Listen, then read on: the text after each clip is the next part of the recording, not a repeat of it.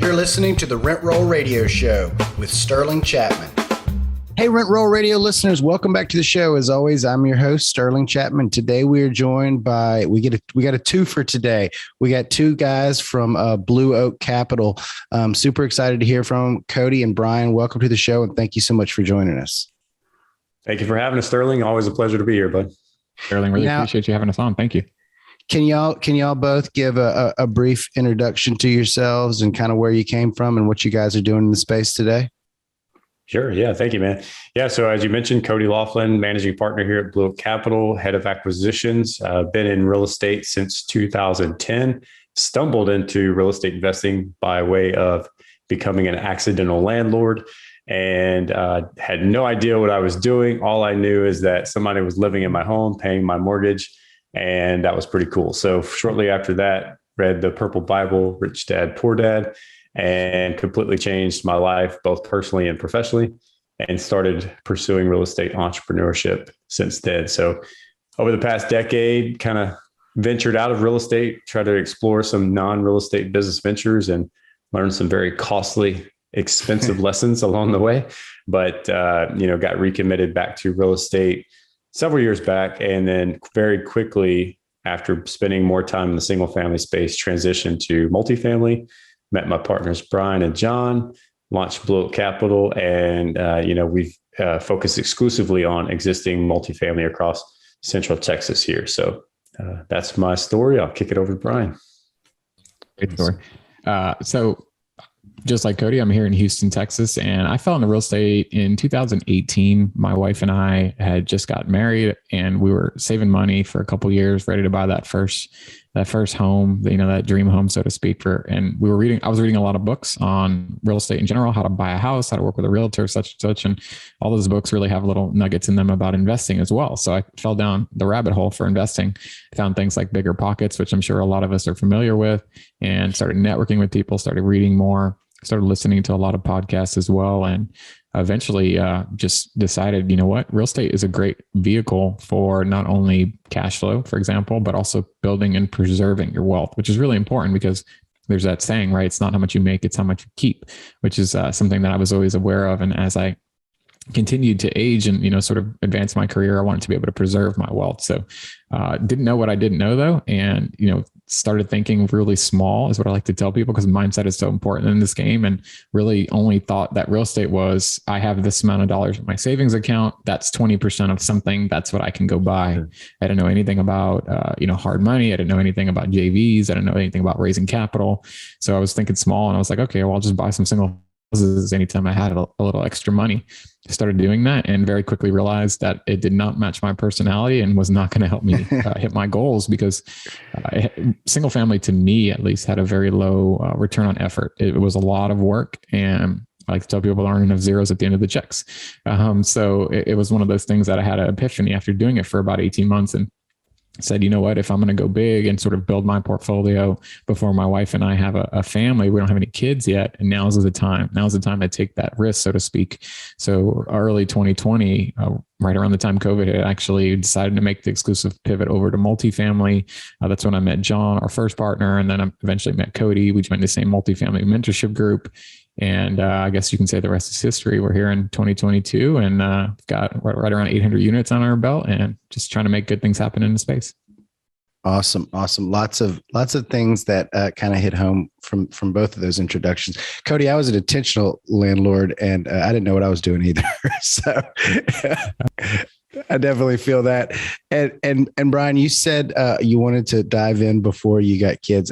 I remember like going on runs, listening to Bigger Pockets. And I remember just right before I had kids, I got interested in real estate in 2018, just like you. And my first son was born in the summer of 2019. And I knew then that like I was going to have my hands full. And like, if I like dove in head first and I was neck deep in this thing, by the time the busy showed up with the kids, I wouldn't have any like option but to stay in the thick of it, because I was already in up to my neck.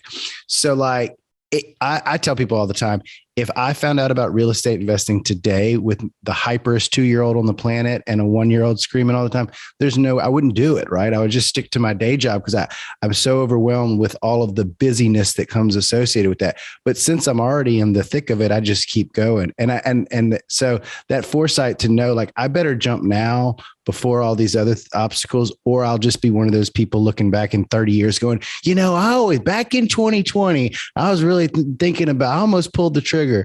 So that's huge. And I tell people that all the time, especially people that don't have kids yet, like, do it now, because because when I talk to people with like 3 young kids that want to get started, they're like, I just don't have time. I'm like, I know, I believe you.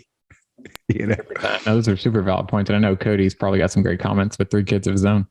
Yeah, I was going to say, I used to have more hair on my head and less gray on the beard. So the struggle's real. Yeah, for sure. For sure. So Cody, did you go from single family to, did you say you tried single family and you also didn't like it and then transitioned to multifamily?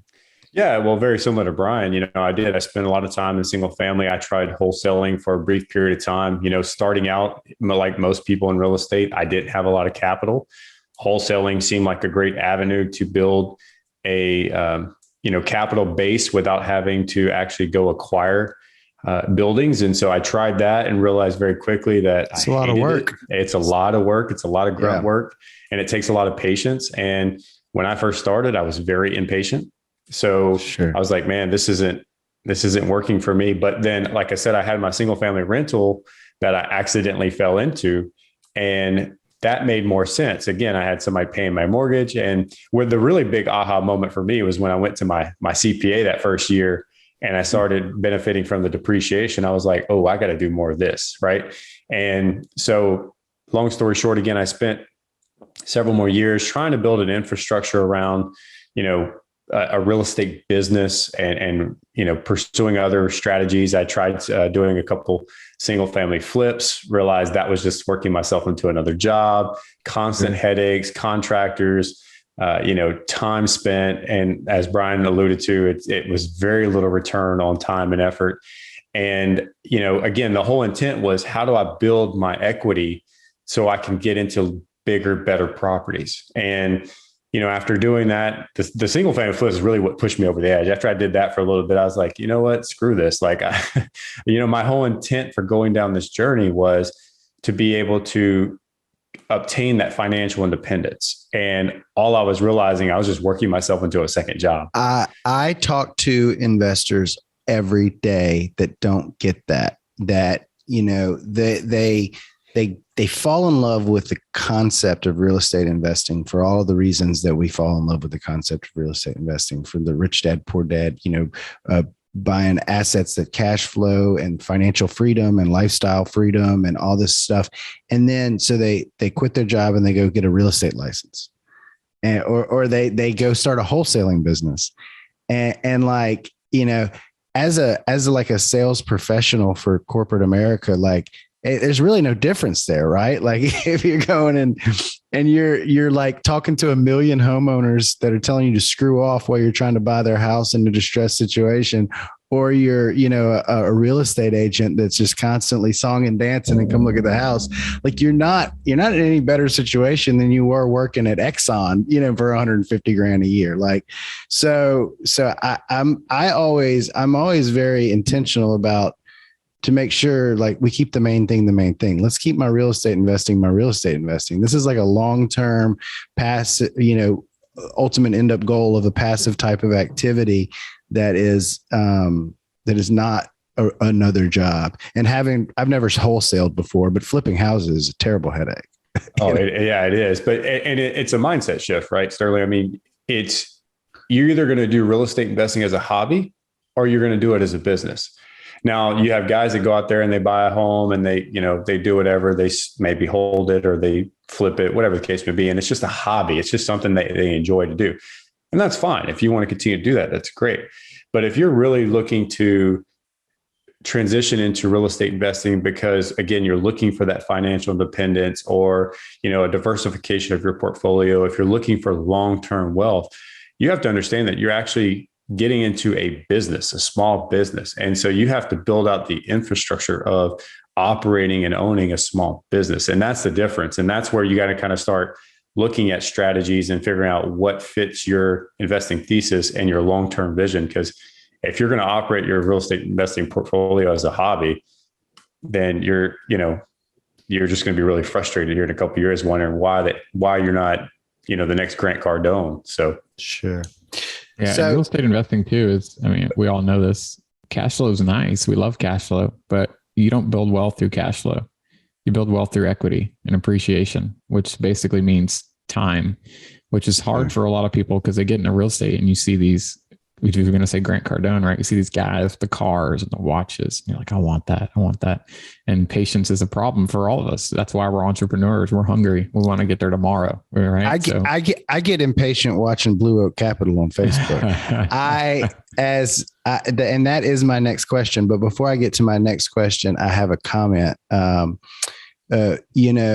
just wanted to hats off to you guys. So just for our listeners, I met Blue Oak a few months back. We were working on a project together, and we were just very impressed with all of their marketing and all of their, and anyway, when I was doing my goal planning this year, usually, when I look at my goal planning, it's around number of units or cash flow or net worth or whatever. And I'm looking at all these metrics and how I measure them and want to improve. Well, I saw something from y'all's Facebook post. I don't remember which one of you it was, but I think you probably shared the same one that inspired me, and I incorporated that in my goal planning. And one of the metrics that you cited was how many investors you added to your investor base. And the other metric was how many dollars in private equity you placed.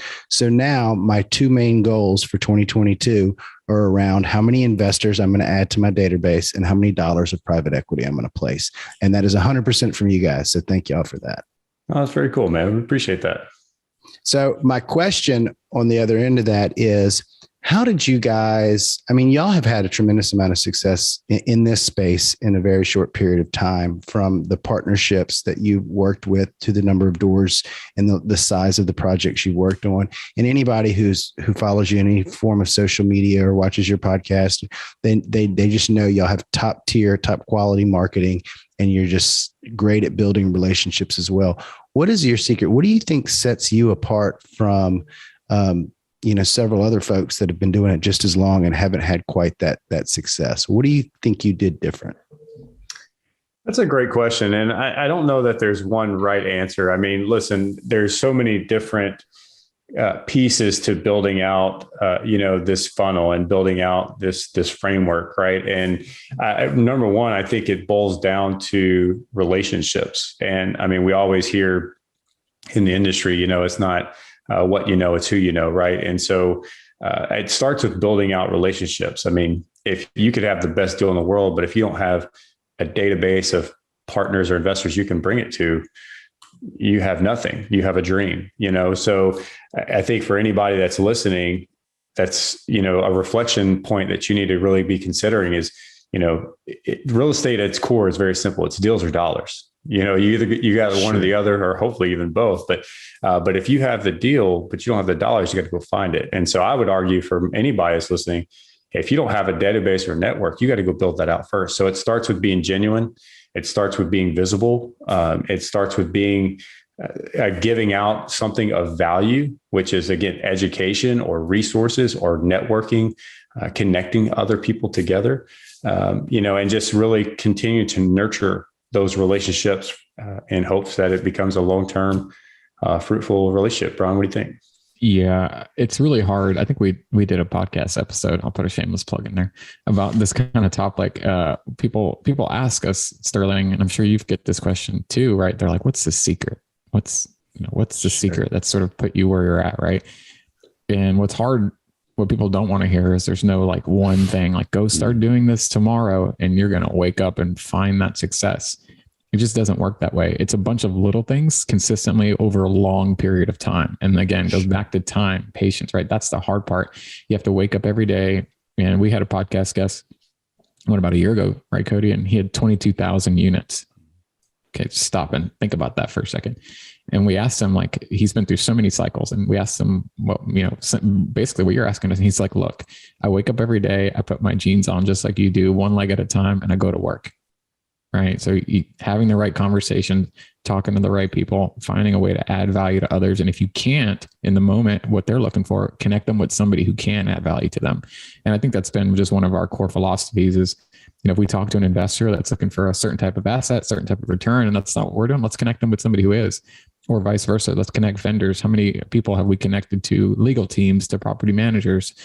People just take you a little bit more seriously when they know you're constantly adding value to their business, and they find a way to support you. So I think, just relationships, being genuine, and then showing up, because a lot of people say they want to buy real estate and you see them one time or you see them 2 times and they stop showing up to the meetup. They stop listening to the podcast. They stop reading the books because they're like, that was too hard. I'm going to move on to the next shiny object. Yep. Yeah.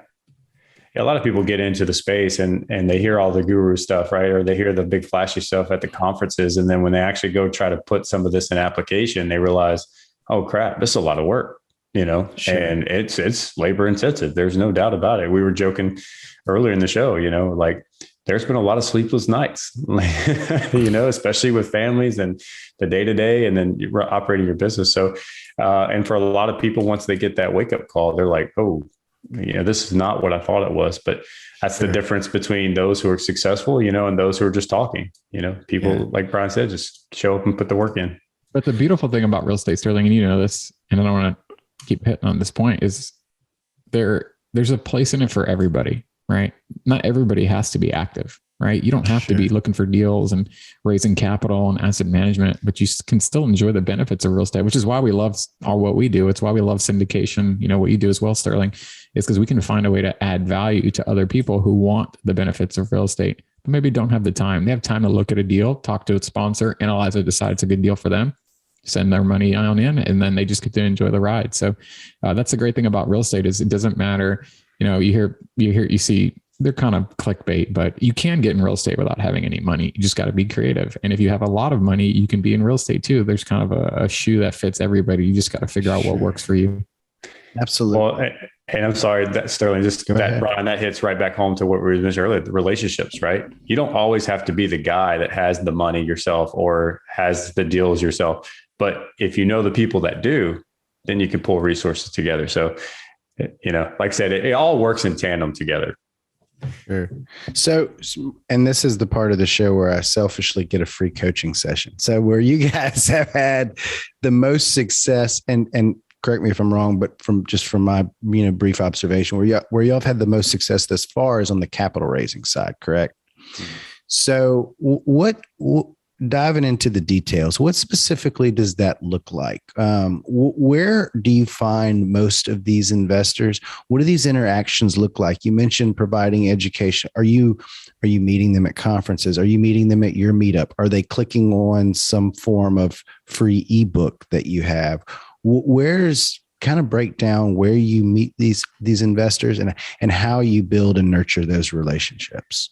Yeah, I think this is a topic that Brian and I both love speaking to, because this is something that we're very, very proud of, because, I think that we've, not to pat ourselves on the back, but we've done a really good job of building out what we call our lead funnel, and when you think about what that is, like what is a lead funnel, it's exactly what it sounds like. If you vision a cone, right? The cone is the widest at the top, and then it gets narrowed down to the opening at the bottom. Well, when it comes to your lead generation or your lead sourcing, the top of the funnel is really one of the most important parts of that funnel, because that's your touch points with investors. And so that's your, engagement with new investor leads. And that's through, like you mentioned, the networking events. It's a big one, whether that be virtual or in person. Thought leadership platforms like a podcast. We have our blogs, we have our newsletters, we do have our ebooks, all these different pieces of content that we're putting out, trying to attract people into the top of that funnel. Right. And then once they get into the top of the funnel, the real work starts in the nurturing piece, right? Is how do you take that from a cold new relationship to actually somebody that may potentially be an interested investor? And then that just compounds off of, again, some of those educational pieces of content. And Brian, I'll let you speak to that if you'd like. Yeah. I mean, Cody hit the nail on the head. it's about having a really wide funnel. Dan Hanford likes to talk about the investor triad. He asks the question, do people need to know you, like you, or trust you? Which one's more important? And the answer is that people have to know you, because they can't like you and they can't trust you, which means they can't wire you any money and partner with you on any deals if they don't know who you are. So our philosophy is very similar. We want as many people as possible to know who we are and make the decision of the judgment call. Do they want to do business with Blue Oak Capital? But people have to know us. So we have to be active on social media. We have to be present in front of groups, trying to get on stages. We have to provide value in the form of educational content through our podcasts, through our virtual meetup, webinars, different things of that nature. So we just try to find a way to add as much value and be as forward facing as possible. And then Cody hit the nail on the head that you have to nurture those relationships and realize who's serious and who's not. Because a lot of people fall into your funnel that we talked about, people that say they want to invest in real estate, but never do. You're going to get some of that, which is okay. You can still, find a way to add value to those people sometimes. But once they're in your funnel, it's like, how do you nurture them? And what we're doing right now, recording a podcast, is a great way to nurture people that are in your funnel. Investors doing meetups or webinar educational series, great way to nurture people. And then ultimately getting on the phone and having conversations with them as well, and just showing them who you are, telling them what you're doing, seeing if your investing thesis aligns with theirs. If yes, keeping those touch points, as many touch points as possible, because Hunter Thompson talks about this a lot, and we're big fans of his model. And as you grow your database of investors, there becomes a point of scalability where if you have 10, 20,000 people in your database, you can't have one-on-one phone calls with them all the time, right? So how do you add those other touch points that make them feel like they're constantly engaging with you over the phone, but they're not in a podcast or a YouTube video or a webinar? Those are great ways to do that. So that nurturing piece is super important. Yeah, and there's one other piece too that's really important as you start building out this funnel. Look, it's not easy; it's a lot of work, And when we first started, we were putting out a lot of content, podcast, meetup, and stuff. We were doing the middle part of that funnel, but we didn't have the top part, which is how do we get all the people to know who we are? And so we really pivoted and spent a lot of time building that out. But you first have to really identify who you are as an investor. What's your investing strategy? And then once you define that, then you need to go figure out who is your ideal investor avatar or lead avatar. Who are you trying to engage and network with, and build out your funnel and your nurturing framework to attract and appeal to that particular investor. Because you have a lot of guys, and I think it's natural as you're starting, you want anybody to know you and talk with you. You're just trying to just be as visible as you can, which works to a degree, but eventually what you'll find, and Brian, you mentioned this earlier, right? Where you start getting a lot of leads or a lot of connections that really aren't adding a reciprocal value, meaning that they're really not somebody that's going to end up doing business with you or help you grow your business. And so you really got to start getting very specific on who exactly are you trying to target and engage with to help you accelerate your business. Because you don't want to be spending, wasteless time, and networking and things like that with somebody who's really not going to be adding any benefit to you or vice versa. So absolutely. I don't know if that answered your question or not, but no, definitely. That's a very great comprehensive answer. I'm taking mental notes, and I'm going to bring it to the drawing board after we hang up. Yeah, I think Cody's point about the avatar is super important. So know who your investor is, Sterling, because what he said earlier, when we're starting to raise capital, you kind of want to work with everybody because you're just trying to raise, right? You're trying to get the deal done, but not every investor is going to be for you, Sterling, and that's okay. If somebody tells you no, that's okay. So do you mind sharing what your avatar is? I get caught up on this topic. I'm very familiar with the concept, but I read Hunter's book, and one of the things I loved about his book is early in the book, his story about I tried to go present to all these rich people I knew, and not one of them gave me a penny. He goes, and then it clicked that they're just not the type of investor that wants to invest in these alternative type assets. And there's plenty of people who do, and I just need to go find them rather than trying to convert people. So are you going after people with predisposition to real estate investing, people that have already been investing in other syndications, versus trying to turn the engineer who loves his 401k? You're absolutely. So we're looking for the accredited investor who has real estate knowledge or experience and who has invested in syndications before. And I'll tell you why. And you probably know this, Sterling, and people who are listening probably know this pain. If you've ever tried raising capital, the hardest people to raise capital from, friends and family, are people who have never invested in real estate. Sure. You're educating on the fly, right? You're having to coach and mentor them on why they should add real estate to their portfolio. But if you're talking to somebody whose crypto portfolio is blowing up or whose stock portfolio is, accelerating 30, 40%, why in the world are they going to want to invest in real estate? You know what I mean? Right. So you're going to have a very hard time trying to manage that message. And what you're going to end up doing is spending a lot of wasted time and effort only to end up nowhere. So it's very important that you need to go specifically find the type of investors that are, number one, aligned with your investing thesis. What is it that you're trying to do? The type of buildings you're trying to buy, does that fit their strategy as well? And who have the experience. It's a lot easier talking and networking with an investor who's invested in the syndication before versus trying to coach grandma on what a private placement offering means and what a PPM document is and such and such. So, I mean, Cody said it again. We focus on the high net worth accredited investor with investing experience. The conversations are much different. You're not having the same conversations that you would for somebody who's sophisticated, who's maybe never done this before. And, that's just our investor avatar. We figured that that's what works best for us. And, knowing your avatar is really important on your deal hunting as well, right? Because you have to be looking at assets that your investors are attracted to. And if you're working with, accredited investors who are, let's say, looking for more wealth preservation than in tax benefits than they are, say, cash flow, because they have a job that pays them $500,000 a year. They have a huge 401k. They have all kinds of other investments, and real estate is just a part of their portfolio. Their needs as an investor are very different than the investor who just found out about real estate and thinks that they're going to, get rich and retire from their job in 3 years, right? It's a very different investor. That's a heavy cash flow investor. They might be looking for 8, 10, 12%, right? And there's nothing wrong with that. It's just about knowing your investor avatar. And that really helps you go look for those types of deals.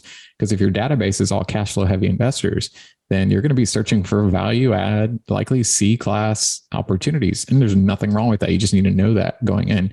If your investor avatar is the other way around, they're a little bit more risk averse. Maybe they're a little bit towards the tail end of their career. They're, early, mid, late 50s, early 60s.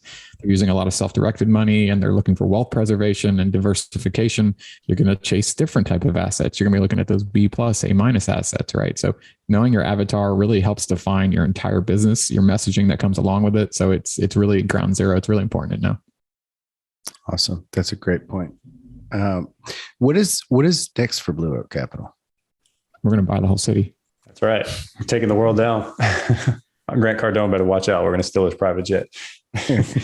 No, look, we had a phenomenal year in 2021. We were very blessed. We found ourselves into 3 partnerships, $105 million worth of multifamily real estate. We went under contract for an acquisition in December. And so I think this year, the goal is to add another 75 to 100 million in our acquisition pipeline, and start working ourselves to becoming vertically integrated, a little bit longer term vision, but really work to start building, again, just extending out the framework and infrastructure of this business to where, we can bring things like property management in-house, hopefully eventually construction, and really just make this a generational wealth type of business. So, but yeah, Brian, what do you think? I agree with that. We want to build good relationships with people. I mean, that's always a top priority for us. That was a top priority for us when we were getting started. We knew that relationships were going to get us to where we wanted to go. And as we continue along our journey, I mean, Cody, correct me if I'm wrong, every opportunity we have found ourselves in, whether it's a co-sponsorship or our deal or just opportunities to partner with other people, it's all been, like yourself, Sterling, it's all been relationship based, forming good relationships with people. So we want to continue on that journey, continuing to meet new people, find new ways to add value, people form good, strong relationships. And we know it's going to lead to further opportunities to, find more investors who want to partner with us passively, and then to find more active sponsors that want to have us a part of their team. And then for us to get our own deals as well, to continue to grow our own portfolios, just one deal at a time, one good deal at a time. So the vertical integration, tell me about that. How do you make that decision? What do you because you talk to a lot of big sponsors and some of them are like, oh, I do everything in-house. And the other one's like, oh, thank God, I would never want to do property management. And some of them say, well, focus on the very, very, very defined area that you're the best at, and others like to control every aspect of production.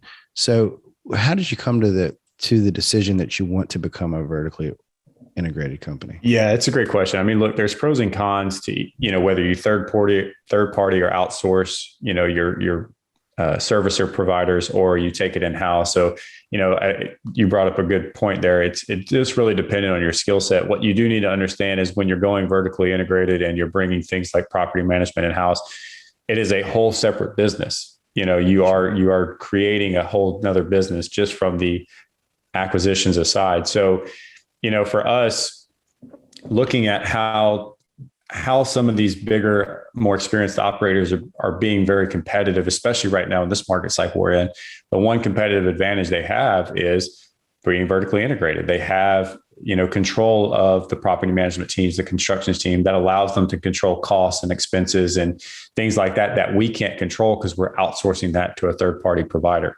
And so, that has kind of always been in the back of our mind, is getting to a point of scale where we can justify trying to take on that new arm of our business and start incorporating that. We're not there yet. We still have a little ways to go.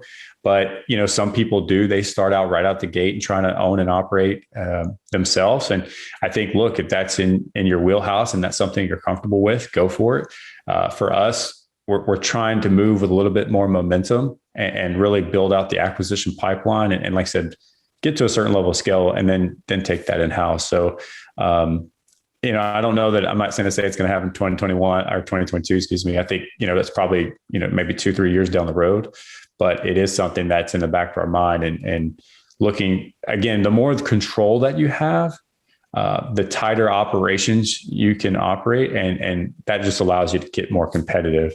Brian, what are your thoughts? Yeah, it also opens the door just to more opportunities because of competitiveness. You're really dialed into your costs. You've got some economies of scale where if you can especially pick up multiple assets in the same neighborhood, same area, you can sort of share resources. And it also opens the door to more opportunities for equity partners as well. One of the things we've heard from a lot of really big experienced sponsors with 10, 15, 20,000 units is you're not going to get a private equity firm or family office to write you a 5, 10, 15, $20 million check and buy a big deal JV style if you're third party property managing. They want to know that you as the main sponsor have full control over the deal and can't go point the finger at somebody else when something goes wrong, right? You can't go, ooh, the third party, they just weren't listening. They didn't follow our business plan. Sorry. Right. They want to be able to, the buck stops at you. You're the acquisition guy. One throat to choke. That's one throat to choke. So if you have ambitions of growing to that type of scale, which we do, and not everybody does, and that's okay. You have those types of ambitions, even though property management may be a different type of business. It's different. It can be its own headache. We've heard from a lot of people, it's not a profitable operation, but you do it not necessarily for the money. You do it for the control, and you do it for the amount of doors that it opens. Awesome. I'm glad I asked that question. That's a great perspective. What advice do y'all have for any of our listeners that are just getting started? Oh man, there's so many different ways you can answer this question. I think right now, listen, if for anybody that's maybe newer into the space or who just entered maybe over the past year or two, it's no secret that this is a very competitive landscape. It's a very aggressive landscape. And so I think the focus on relationship building and education is going to be key right now. Pace yourself. This market cycle we're in, it's an exciting time, but you have to be very careful because a lot of people are having to stretch and get uncomfortable, and experienced operators are having to stretch and get uncomfortable to win deals. So I would just tell people, look, go build out your network. Again, figure out who you are, what's your core investing thesis, figure out who your investor avatar is, go build out your network that, to attract that avatar, and then just keep focused on your education. The market's moving so fast right now. Things are changing day by day. Sometimes it feels like, so keep your finger on the pulse, never stop, reading, learning, keeping up to date with industry news, and just stay visible. I would agree with that for sure. Relationships are the name of the game. So continue to build out your network, continue to educate yourself. You don't ever want to make any type of investment decisions, even if you're using your own capital and you're buying your own deals and you don't have any partners. You want to be educated going into those situations. There is always some sort of, I'll call it a leap of faith involved when you're buying that first deal, whether it's single family home, multifamily, whatever it is, you're always going to be a little bit uncomfortable. But there's that saying that if you're not uncomfortable, you're not growing. So, do push yourself responsibly, I would say, but make educated decisions. Surround yourself with a strong network. Talk to people. While it's great to talk to other people that are in your same spot, new investors that don't have any deals all want to talk to each other. Right. And then the experienced people all want to talk to each other. Right. But the reality is you need to upgrade cross-pollinate. Yeah. Yeah. Well, you have to upgrade your network is kind of, the way I like to tell myself. Right. So you want to be the, so to speak, you want to be the dumbest guy in the room. Right. So even though you might have $200 million of real estate that you manage, I want to be in a room where everybody has $500 million of real estate or $1 billion of real estate, right? You always want to be the little guy in the room. So continue to work on your network, continue to upgrade your network. That's going to help you, rising tide lifts all boats kind of thing. So that's my advice. Find a good network, plug into it, get educated, and then go out there and just take action. You got to take that first leap of faith. Awesome. Great advice, guys. In the sake of time, I'm going to move to our radio round real quick. First question, both of y'all get a chance to answer is, what's your favorite book? So I've answered this question multiple different ways in different shows. I think one that's resonating with me right now, and this is just kind of a refresher, is Think and Grow Rich by Napoleon Hill. And the reason why I think that one is relevant for me right now is because everything in this business is a mindset. It's all revolving around your mindset, and, being financially independent is a mindset. Being wealthy is a mindset, building a strong business. It all revolves around your mindset. And so, and that's where I think Think and Grow Rich really, that book was written decades ago, but it's still very much applicable today. So that's one of my favorite right now. Awesome. Love it. Yeah. For me, there's so many great books out there. One of the latest books I read was Traction. That's a phenomenal book if you haven't read it. But I'm in the middle of it. It's a great book, especially if you're trying to build a business. Phenomenal. Sure. But I would say my go-to one that I definitely try to reread every year is The 7 Habits of Highly Effective People by Stephen Covey. So that's a really good book. It's not necessarily business per se, but it's definitely a mindset book, understanding that if you're going to be successful in life, whether you're trying to be a dad, you're trying to be an employee, or you're trying to be an entrepreneur, you have to have these good habits in place. And he kind of lays the framework on sort of the cycle you want to go through to build those good habits. So that's definitely my go-to book. No, those are great answers. Great answers. What's y'all's favorite quote? I've been saying who, not how lately a lot, because another good book. Yeah. It's just, every time we have a challenge, the great thing, we were talking about build out your network if you're just getting started, right? And Cody did a phenomenal job before I even joined Blue Oak, started laying the foundation of this. And I've just tried to do my best to, continue to add value to that. But you just really have to have a strong network. When you have a problem, guess what? Somebody else has already tackled this problem, whether it's a capital problem, an asset management problem, an acquisitions problem. Somebody has seen this movie before and knows the answer to how to fix your problem. Sure. So, the whole who, not how, I think that's really important when you're sort of getting started, because you get analysis paralysis when you're getting started. You're looking at all the numbers, but you're realizing sometimes you miss the big picture. And those people that are more experienced at you that can help open your eyes a little bit can get you across the finish line. So I'm going to stick with that one. Awesome. That's a good one. Mine, I think, would be build the business that you want to become, not the business that you are today.